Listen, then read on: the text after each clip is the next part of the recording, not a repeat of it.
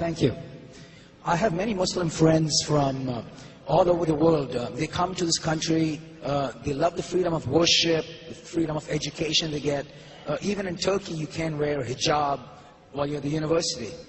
One of the things that comes to point always is they consider America a model Islamic country.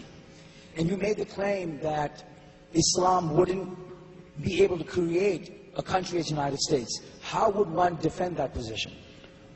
With great ease. With great ease. Are you a Muslim yourself? No, I was. Okay, all right. With great ease. Recently,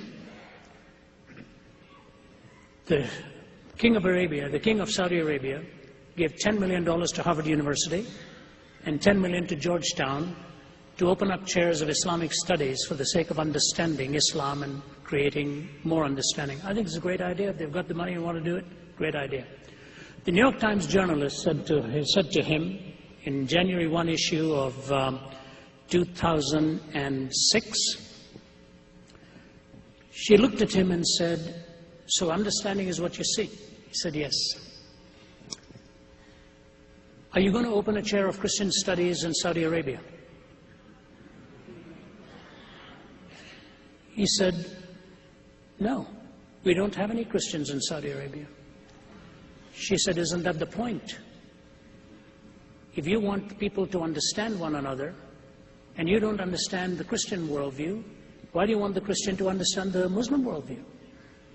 He said, "That's not what our donation is all about. We are here to create chairs of Islamic studies. Harvard took it, Georgetown took it, they've got chairs of Islamic studies.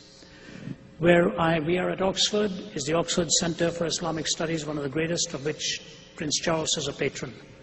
Fair enough.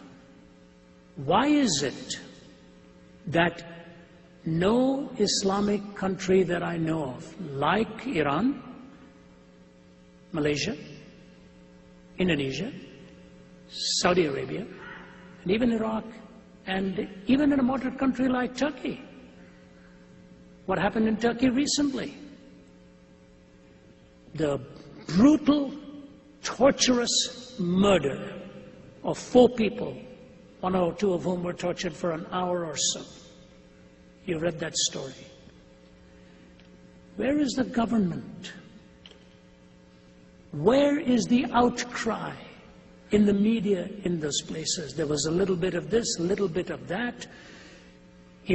When I was in Bethlehem, Israel, I was writing my book, The Prophet and the Priest, Prince and the Prophet, Jesus Talks to Muhammad, which will be released posthumously. It's ready, and they're all in their lock and key.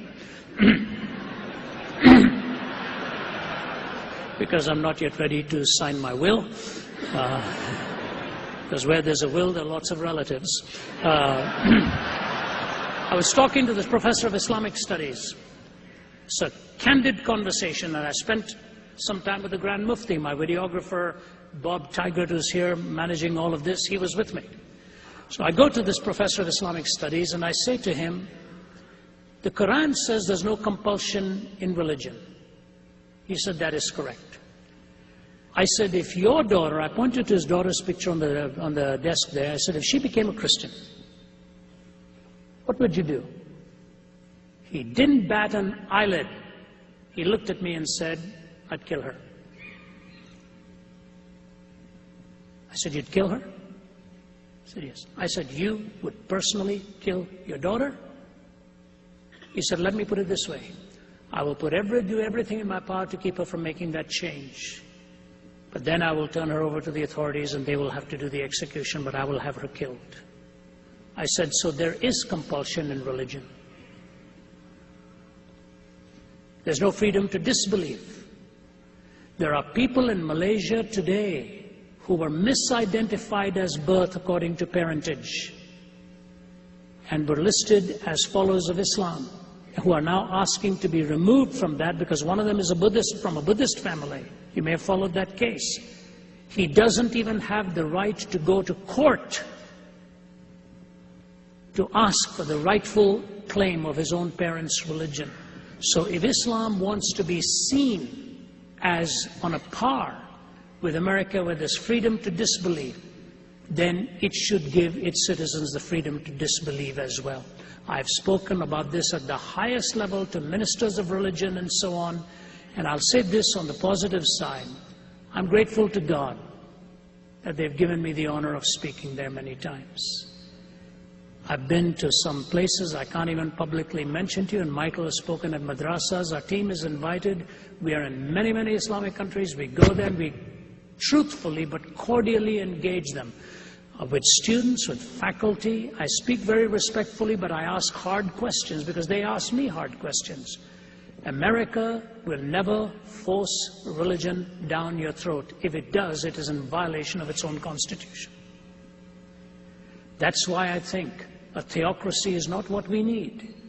We need the freedom for the Christian to be a Christian. My question to the academy is, why do you allow the legitimation of any other, legitimizing any other belief system, but you delegitimize Christianity on the campus?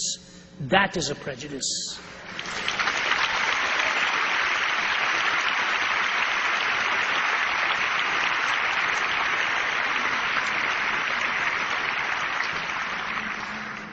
All right, you're asking me. You're the ones that have to go to work tomorrow in school. Let's take two more. Let's take two more then. Two more? Yep. Yes, sir.